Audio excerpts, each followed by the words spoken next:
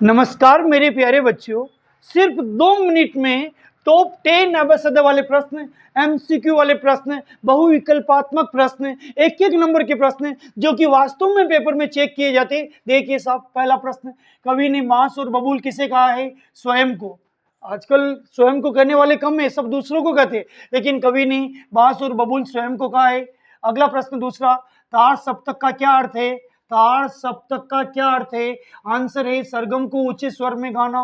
ऊंचे स्वर में यानी कोई इंसान नहीं सुनता ना, वो उसको कहते हैं ऊंचे स्वर में सुनता है, तो यहाँ पर सरगम को ऊंचे स्वर में गाना, इसको तार सप्तक कहा जाता है।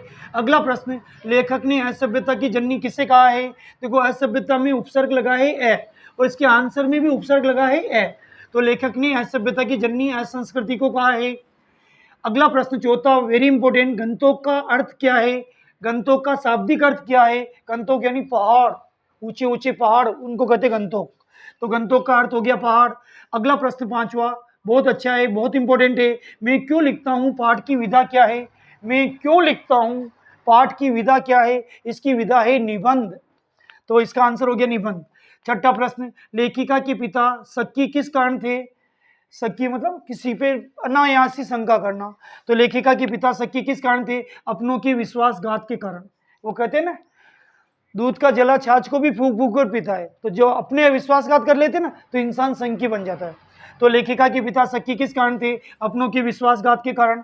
अगला प्रश्न, मुरझाकर गिर रही पत्तियां क्या संदेश दे रही है? मुरझाकर गिर रही पत्तियां ये संदेश दे रही है कि मानव जीवन क्षणभंगुर है, मानव जीवन की क्षणिकता का कुछ पता नहीं होता है, आज हम हैं कल नहीं हैं, तो मानव जीवन क्षणिक है, ये संदेश दे रही है। उत्साह किसको संबोधित गीत है? आठवां प्रश्न इंपोर्टेंट, वेरी इंपोर्टेंट, उत्साह किसको संबोधित गीत है? बादल को। उत्साह बादल को संबोधित गीत है। नौवा, सेकंड लास्ट क्वेश्चन, मेरी तेरी उसकी बात उपन्यास के लेखक कौन है? मेरी तेरी उसकी बात उपन्यास के लेखक है यशपाल।